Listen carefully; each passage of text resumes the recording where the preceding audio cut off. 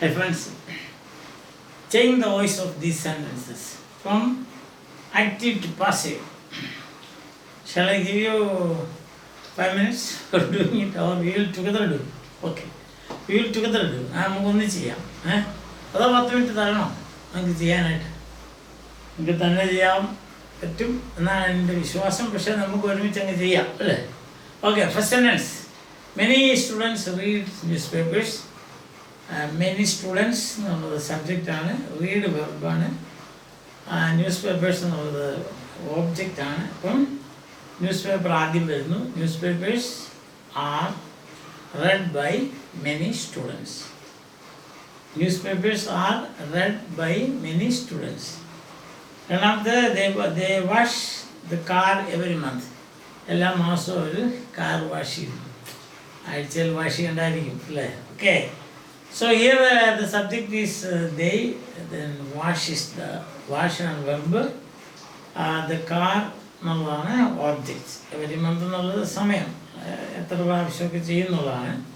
അപ്പം the car is washed by them every month. കാറിന് every month ആദ്യം കൊണ്ടുവരേണ്ട, അത് ഓബ്ജക്റ്റ് അല്ല, ഓബ്ജക്റ്റ് കാറാണ്. അപ്പം the car is washed by them every month. മൂന്നാമത്തെ I clean my house. I subject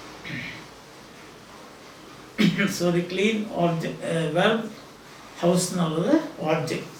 തിരിച്ചിടുമ്പം house is cleaned by me.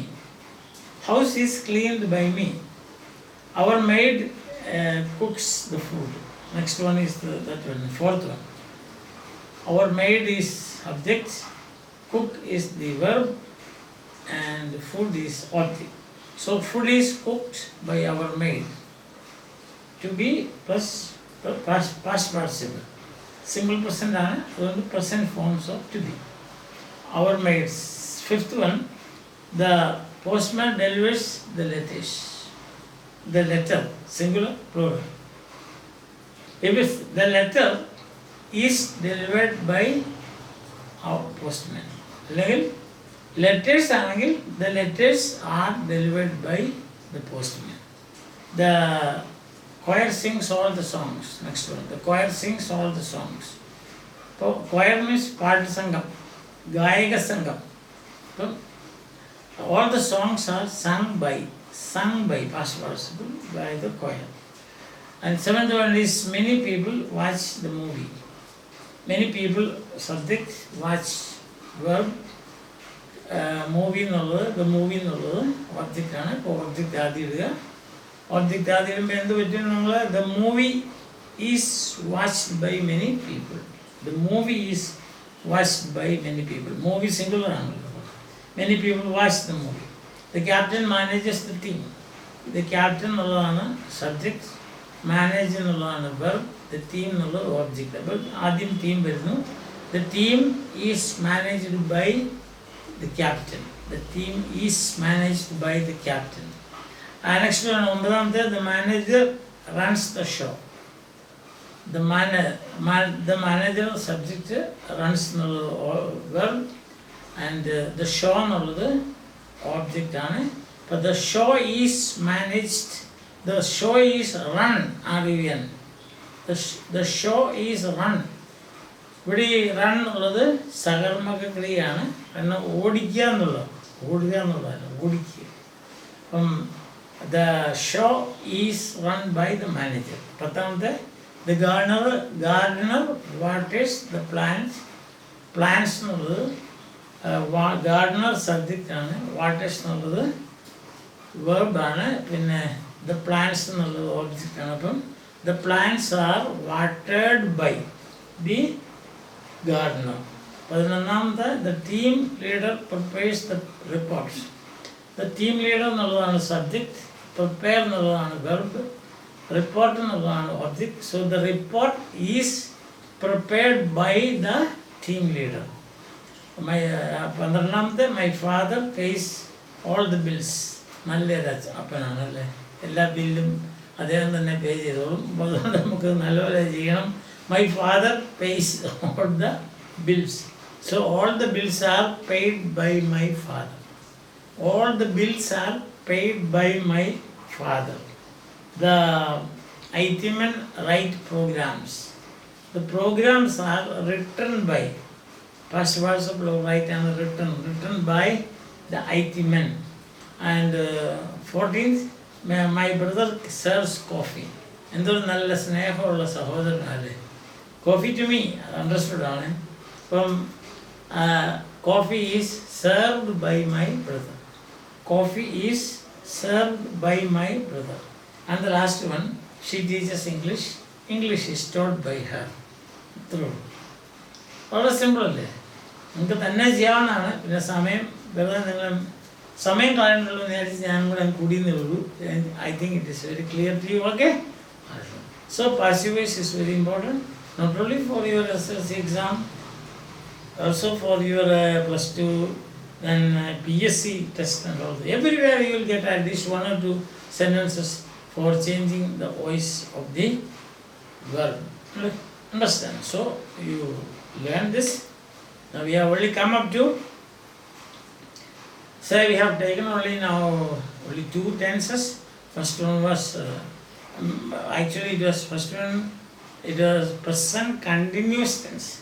See, in present continuous passive same, but in between you have to add being also. For example, suppose you are rewriting this sentence, many students are reading newspapers. Then newspapers are being read by many students now. ഇതുതന്നെ ഈ സെൻറ്റൻസിനെ എല്ലാം നിങ്ങൾ ഈ 10 sentence ഇല്ലേ, 15 sentence, ഈ 15 സെൻറ്റൻസിനെ നിങ്ങൾക്ക് present കണ്ടിന്യൂസിലാക്കി പറയാമോ, അല്ല പ്രസൻറ്റ് കണ്ടിന്യൂസിലാക്കി ഒന്ന് എഴുതാമോ? അതൊരു എക്സസൈസാണ്. ഇപ്പോൾ ഉദാഹരണം ഫസ്റ്റ് വൺ ഞാൻ ചെയ്യാം. Many students read newspapers എന്നുള്ളത് many students are reading newspapers. They wash the car every month അന്നേരം ഉപയോഗിക്കാൻ പറ്റിയല്ല. അപ്പോൾ ദേ വാഷ് ദ കാർ എന്ന് പറയുന്നത് the car is sorry they are washing the car.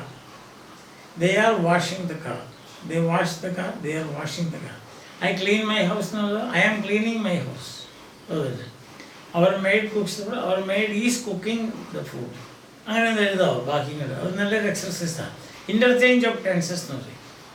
നമ്മൾ സിമ്പിൾ പ്രസൻറ്റിലുള്ളതെല്ലാം സിമ്പിൾ പ്രസൻറ്റ് കണ്ടിന്യൂസിൽ എഴുതുക, present കണ്ടിന്യൂസിലുള്ളതെല്ലാം simple പ്രസൻറ്റിൽ എഴുതുക. നല്ല ഒരു ഉഗ്രൻ എക്സർസൈസാണ്. നമ്മൾ ചെയ്യാമെന്നുണ്ടെങ്കിൽ കുറേ കൂടി സെൻറ്റൻസ്, ഇപ്പോഴത്തെ 15 സെൻറ്റൻസ് ഉണ്ട്, കുറേ കൂടി സെൻറ്റൻസസ് നമുക്ക് കളക്ട് ചെയ്യാം. ഞാൻ ഇന്നലെ പറഞ്ഞ സോഴ്സ് ഇഷ്ടം പോലെയല്ലേ. ഗ്രാമർ ബുക്സ് ഉണ്ട്, ചാറ്റ് GPT ഉണ്ട്, ഗൂഗിളുണ്ട്, യൂട്യൂബുണ്ട്, അങ്ങനെ എന്തെല്ലാം സോഴ്സസ് ഉണ്ട്. അപ്പം നിങ്ങളൊരു 10-50 സെൻറ്റൻസ് ഇങ്ങനെ എടുത്തിട്ട് അതിന് മറ്റേ, അതായത് ഇപ്പം നിങ്ങൾ എടുക്കുന്നത് സിമ്പിൾ പ്രസൻറ്റ് ആണെങ്കിൽ അതിനെ എല്ലാം അങ്ങോട്ട് പ്രസൻറ്റ് കണ്ടിന്യൂസ് ആക്കുക. നിങ്ങൾ എടുക്കുന്നത് പ്രസൻറ്റ് കണ്ടിന്യൂസ് ആണെങ്കിൽ അതിനെല്ലാം സിമ്പിൾ പ്രസൻറ്റ് ആക്കുക. അങ്ങനെ അങ്ങോട്ടും ഇങ്ങോട്ടും മാറ്റി എഴുതുക. അപ്പോഴത്തേക്ക് ടെൻസ് നല്ലപോലെ ഉറയ്ക്കും. മനസ്സിലായോ? കൺഫ്യൂഷൻ ഒട്ടും ഉണ്ടാകില്ല. ഒരു സിനിമയിലൊരു പാട്ടില്ലേ, കൺഫ്യൂഷൻ തീർക്കണമേ അല്ലെ മാറ്റണമേ എന്നൊരു പാട്ടില്ല. അതുപോലെ കൺഫ്യൂഷൻ മാറ്റാൻ ഏറ്റവും നല്ല മാർഗ്ഗമായിരുന്നു. ടെൻസ് തറോ ആയി കഴിഞ്ഞാൽ ഉണ്ടല്ലോ 90% of the grammar is over.